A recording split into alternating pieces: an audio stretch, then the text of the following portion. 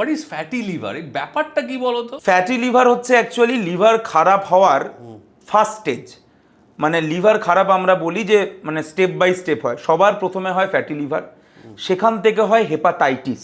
এবার তুমি বিভিন্ন রোগে দেখবে লাস্টে আইটিস কথাটা রয়েছে। আইটিস কথাটার মানে হচ্ছে ইনফ্লামেশন, বাংলায় যেটাকে প্রদাহ বলে, কিন্তু ইংরাজি বাংলা লোকে দুটোর মানেই বোঝে না। ইনফ্লামেশন মানে আমি তোমাকে যদি বোঝাই, ধরো তোমার খুব ফর্সা গাল, তুমি যখন ছোট ছিলে তোমাকে সপাটে যদি কেউ একটা গালে চড় মারে, তাহলে তোমার গালে যে জিনিসটা হবে সেটা হচ্ছে ইনফ্লামেশন। কি হবে? গালটা লাল হয়ে যাবে, তোমার ব্যথা হবে, তোমার ওই জায়গাটার টেম্পারেচার বেড়ে যাবে, কিছুক্ষণ তুমি ওই জায়গাটা অবশ হয়ে যাবে, কাজ করবে না, এবং তার সঙ্গে তোমার ব্যথা যন্ত্রণা যেগুলো বললাম, এরকম বিভিন্ন 4-5টা জিনিস হয়। এই জিনিসটাকে আমরা ইনফ্লামেশন বলি। এইটা যখন তোমার যে কোনো একটা গ্ল্যান্ডে হচ্ছে, লাস্টে দেখবে আইটিস, অ্যাপেন্ডিসাইটিস, অ্যাপেন্ডিক্সের ইনফ্লামেশন, প্যানক্রিয়াটাইটিস, প্যানক্রিয়াসের ইনফ্লামেশন, কোলেসিস্টাইটিস, গল ব্লাডারের ইনফ্লামেশন। সেরকমভাবেই হেপাটাইটিস, লিভারের ইনফ্লামেশন, যকৃতের ইনফ্লামেশন। তো এটা শুরু হয় ফ্যাটি লিভার দিয়ে, তো ওর মধ্যে চর্বির বিভিন্ন মলিকিউল জমতে থাকে।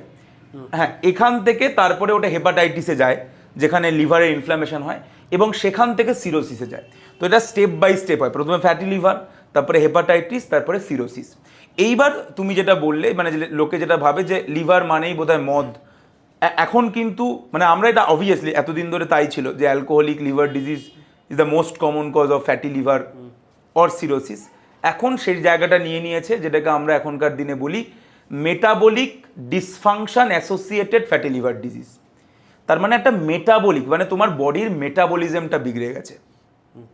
এবার বডির মেটাবলিজমটা বিগড়লো কেন? বাজে লাইফস্টাইল, বাজে ডায়েট, ডায়াবেটিস, এই সমস্ত কারণে এই তোমার একটা মেটাবলিক রোগ হলো। এবং যাদের এই রোগটা আছে তাদের কিন্তু শরীরে যত রকম মেটাবলিক রোগ হতে পারে, মানে ডায়াবেটিসও একটা মেটাবলিক রোগ, পিসিওডিও একটা মেটাবলিক রোগ, সেরকমভাবে ফ্যাটি লিভারও এখন একটা মেটাবলিক রোগ, এবং এটাই 1 নম্বর কারণ।